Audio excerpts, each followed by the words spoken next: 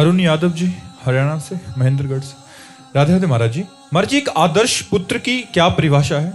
अपने पिता की आज्ञा में रह करके माता पिता की भगवान की भांति सेवा करना। जैसे तुम्हारे मल को धोते समय माँ को हिचक नहीं हुई, ऐसे माँ पिता को अगर शौच है, अपवित्रता है, उनके वस्त्र हैं या नाना प्रकार की बीमारियों से ग्रसित हो जाए तो भी हमें हिचक ना होनी चाहिए। वैसे ही हम उनकी सेवा करें अपना भगवान मानकर।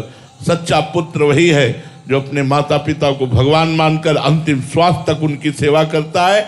यद्यपि भले माता पिता तुम्हारी निंदा करें, भले माता पिता आए हुए रिश्तेदारों से तुम्हारी बुराई करें, तो भी तुम्हें माता पिता की भगवान मान के सेवा करना है। यही सच्चे पुत्र की पहचान है कि अपने माता पिता को साक्षात भगवान माने।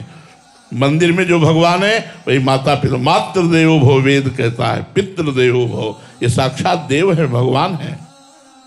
दीनाराम जी छत्तीसगढ़ से। राधे राधे महाराज जी। महाराज जी, दो साधक एक ही गुरु प्रदत्त नाम को जपते हैं। एक साधक को अनुभूति और साक्षात्कार का प्रयास हो रहा है, पर दूसरे साधक को कोई अनुभूति नहीं हो रही, तो दूसरे साधक किन कमियों की वजह से कुछ अनुभूति नहीं? पहली बात तो उसका पूर्व का पाप अधिक होगा, दूसरी बात उसका प्रयत्न ढीला होगा, तीसरी बात वो प्रपंच के भोगों में ज्यादा रति रखता होगा, क्योंकि वैराग्यवान ही भगवत तत्व का अनुभव करता है।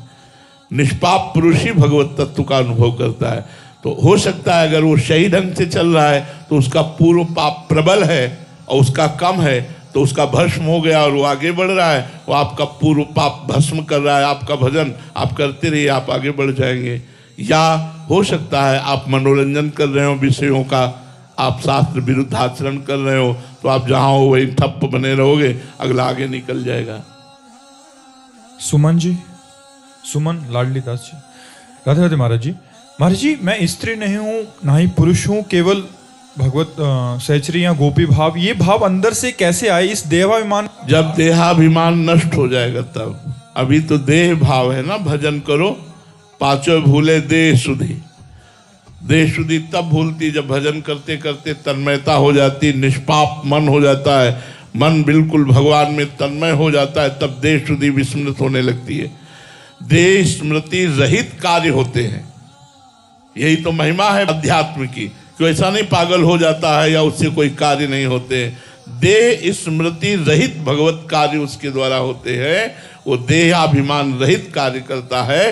पर भजन हमारा मुख्य उद्देश्य है। भजन भजन करो, सब कुछ प्राप्त हो जाएगा। भजन न करोगे बातों से कुछ नहीं होने वाला। भजन नहीं होगा तो बस सुने और चल दिए।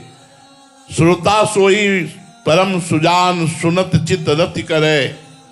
वही परम सुजान श्रोता है जो सुना और डट के नाम जप में लग गया। चलते फिर आजकल तो बड़ी सुविधा, काउंटर है, अंगुली में अंगूठी की तरह पहने रहो, राधा राधा राधा राधा राधा।